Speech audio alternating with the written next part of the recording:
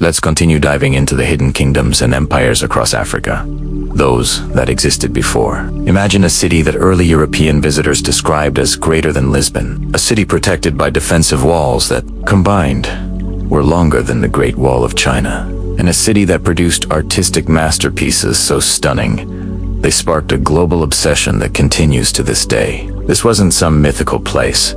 This was the real, historical Kingdom of Benin, and its story will completely rewrite what you think you know about pre-colonial Africa. Our story begins around the year 1180, deep in the forests of what is now southern Nigeria. Here, the Edo people were building something truly extraordinary. The early kings, known as the Ojiso, laid the initial groundwork, but legend tells us that true order and power came with an outsider, Prince Oranmiyan, from the neighboring Yoruba kingdom of Ife. His son Yuka established a new dynasty of rulers, the Oba, and under the rule of the Oba, Benin transformed from a simple collection of towns into a sprawling, meticulously planned city-state, and eventually into a mighty and powerful kingdom that would dominate the region for centuries. The Oba was far more than just a king. He was considered a sacred, semi-divine figure at the very center of the Benin universe. His authority was absolute, but it wasn't arbitrary. It was supported by a complex and highly organized web of chiefs, specialized guilds, and administrators. This wasn't a loose confederation of tribes. This was a sophisticated, well-run state, with a clear chain of command and a powerful central government. The Oba's palace was the heart of the kingdom, a sprawling complex that served as the political, economic, and spiritual nucleus for the entire Ido nation. The first great expression of Benin's genius was written in earth and human muscle. Between the 13th and 15th centuries,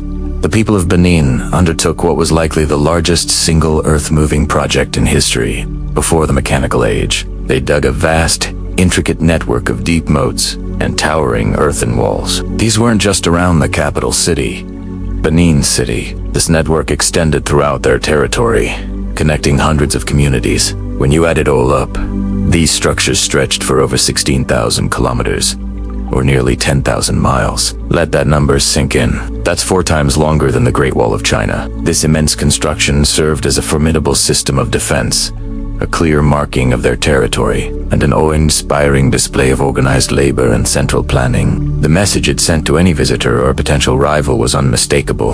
This land is built, claimed, and fiercely protected.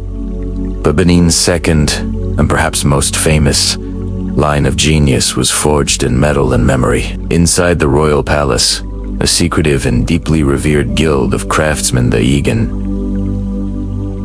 Iron perfected the complex art of lost wax brass casting. Their works, which the world now knows as the Benin Bronzes, are not just beautiful decorations. They are a library cast in metal. They are a visual court history, a tangible record of the kingdom's past. Each individual plaque, each magnificent sculpted head, was commissioned by an Oba to document his reign. These artworks recorded his military victories, his important religious rituals, his interactions with foreign visitors, and the very essence of his divine power. When the first Portuguese traders arrived in the 1480s, they were almost immediately immortalized in brass. They were depicted as allies, as trading partners, sometimes with their distinct long hair and European clothing, but never, ever were they shown as superiors.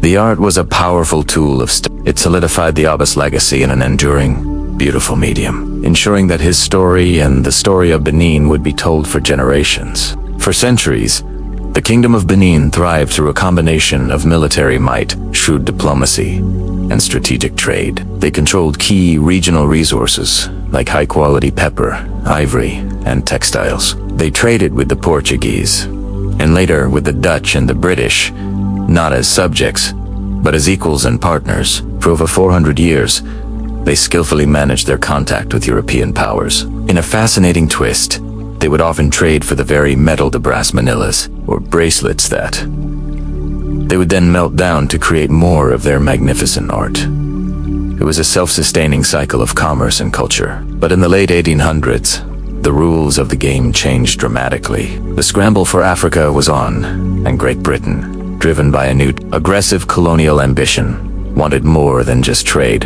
It wanted total control. Britain began to see the independent and powerful Kingdom of Benin as an obstacle, so they engineered a crisis. In 1897, a British diplomatic mission, against the express wishes of the Oba during a sacred festival period, attempted to force its way into Benin City. Most of the party was killed in an ambush by Benin soldiers. In response, Britain launched a massive military operation they called a punitive expedition. The attack was swift and devastating. British forces, armed with modern weaponry, overwhelmed Benin's defenders. They burned the city to the ground, systematically looted the royal palace, and sent the reigning Uba, Ovenram I, into exile. Thousands upon thousands of priceless artifacts, the brass plaques, the ivory carvings, the choral regalia, the ritual objects, the entire sacred archive of the kingdom was brutally ripped from the palace walls and altars. This act of cultural devastation scattered Benin's history across the globe,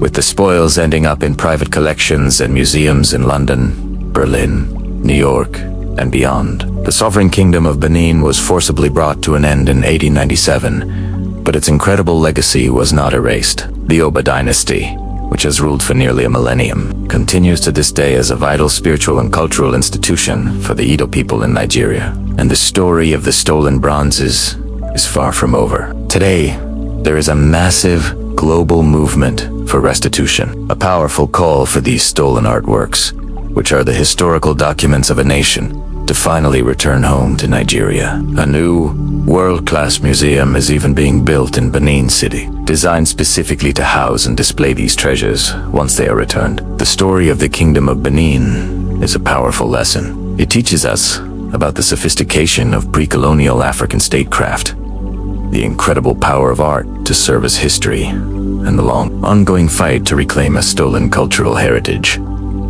The debate around these objects is more alive than ever. What stolen artifacts do you think should be returned to their countries of origin? Let us know your thoughts in the comments. And if you believe that history deserves to be seen and understood in its full context, hit that like button, subscribe to the channel, and join us for our next deep dive into the past. Thanks for watching. Our next video is focused on the Kingdom of Congo. Breathe and see you in the next segment.